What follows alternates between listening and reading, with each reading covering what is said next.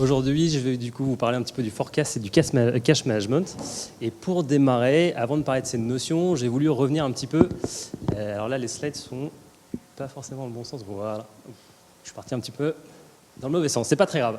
Je voulais revenir sur les notions justement et sur les responsabilités du CFO pour essayer de comprendre un petit peu comment est-ce que le cash management et justement le forecast est particulièrement fondamental parmi nos responsabilités.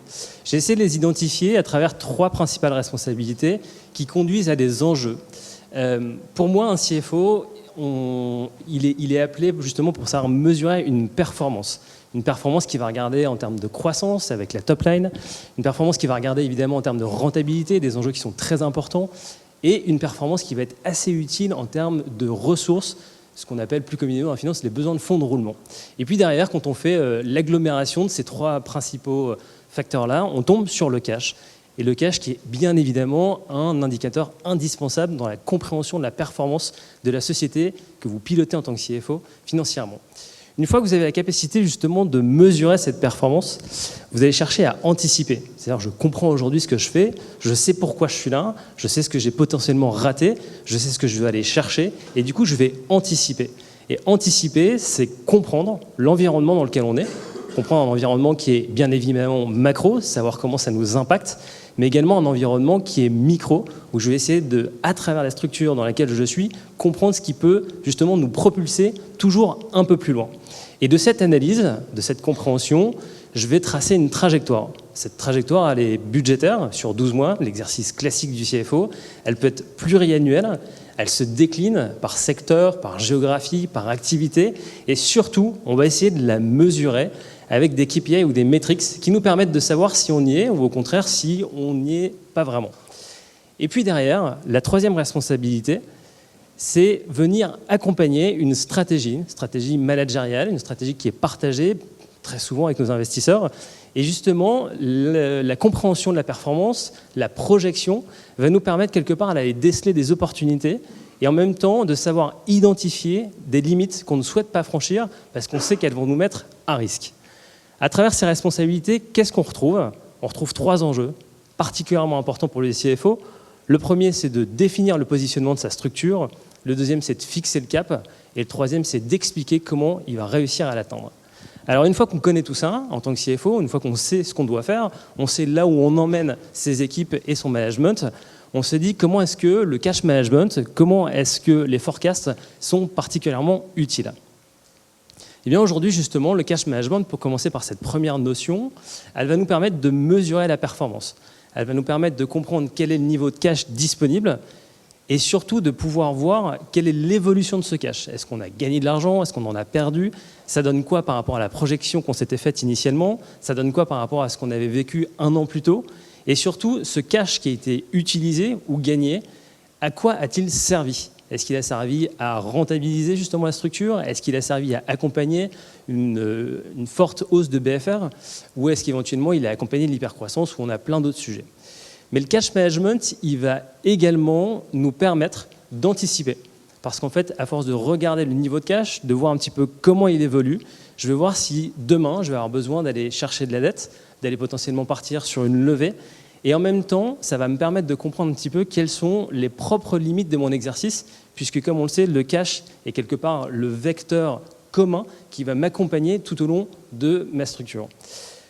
Une fois que j'ai vu ça, j'ai le forecast. Le forecast, il est très complémentaire avec le cash management, puisque quelque part, il vient asseoir une stratégie. Le forecast va vous permettre de mesurer un impact. Et cet impact, il vient au niveau de la top line, il vient évidemment au niveau de l'EBITDA ou de l'EBIT, et il vient au niveau du cash, et à quel moment, justement, l'argent que je dépense, je le projette pour me rendre compte que je le rentabilise à travers une notion de break-even. Et puis en même temps, ce forecast, parce que vous allez travailler un petit peu sur chacune des lignes, va vous permettre d'identifier les fragilités et également les opportunités. Finalement, est-ce que votre activité, vous êtes capable de la scaler? Est-ce que vous avez des ressources suffisantes pour accompagner justement cette stratégie?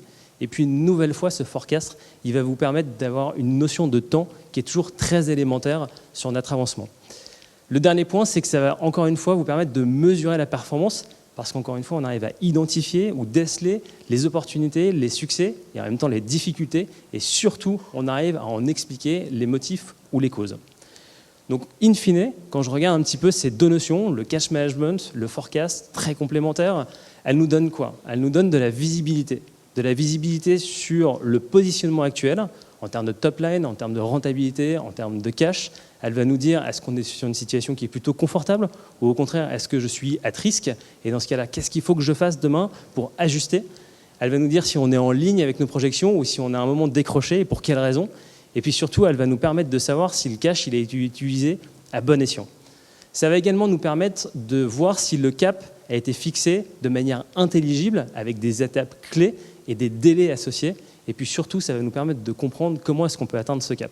Donc finalement, quand on revient sur les responsabilités du CFO, sur les enjeux qui sont associés, on se rend assez vite compte que le forecast et le cash management nous permettent de répondre à ces enjeux et à ces responsabilités. La dernière question, c'est aujourd'hui, le digital est venu s'installer naturellement au sein des notions, des outils qu'on utilise. Et la question, c'est de savoir comment est-ce que ce digital a pu justement nous aider dans l'utilisation du forecast et du cash management. Sur le digital, du coup, comment est-ce que ça peut nous aider? Eh bien, ce digital, par rapport au forecast et au cash management, il va nous permettre d'avoir une lecture centralisée. Et cette lecture centralisée, elle est extrêmement importante parce qu'en fait, elle est exhaustive. Ça va vous permettre justement d'identifier le cash, encore une fois, la top line, les EBITDA. Et puis, c'est une lecture instantanée. J'ai plus besoin d'attendre la fin du mois, la fin du trimestre pour avoir des informations. Je peux les lire en temps réel. Et ça me permet justement, encore une fois, de savoir si tous les jours, je suis vraiment en ligne avec ce que j'avais prévu et pourquoi je n'y suis pas. Et surtout, ça vous permet d'aller déceler des impondérables, qui est un peu la bête noire du CFO. Il fait de son mieux pour essayer d'anticiper au maximum tout ce qui va se passer demain, mais il y a toujours des impondérables qui tombent, et la question c'est de savoir comment est-ce qu'on peut gérer ces impondérables et trouver des solutions. Le deuxième point par rapport au digital, qui vient encore une fois s'immiscer tranquillement dans les notions de forecast et du cash management, c'est que ça vous permet de communiquer, et ça permet quelque part de démocratiser la notion financière. Ça vous permet de donner de l'information qui est accessible à tous, qui est surtout intelligible, parce qu'à travers un dashboard assez simple avec des KPI qui sont parlants, on a l'occasion justement de partager l'information qui devient utile. Et puis, toujours très important, ça vous permet de donner de la visibilité, tant sur la trajectoire que sur les potentielles alertes que vous pouvez identifier. Donc comme on le voit, la responsabilité du CFO, des notions indispensables, et le digital qui nous permettent justement d'aller démocratiser la fonction financière au sein de la structure dans laquelle on est. Voilà.